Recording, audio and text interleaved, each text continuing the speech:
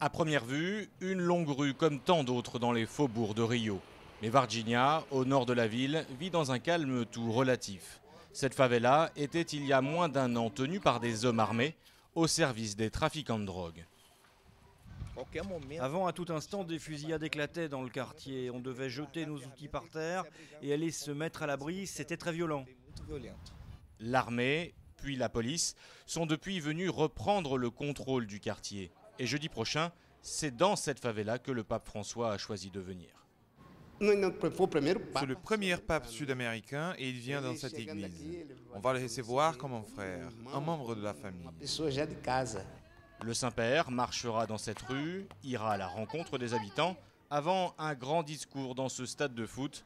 Un pape, ici, une occasion pour Carlos d'améliorer son quotidien. Il vient tout juste de rénover sa maisonnette et souhaite la louer pour l'occasion. Oportunidade única, ninguém.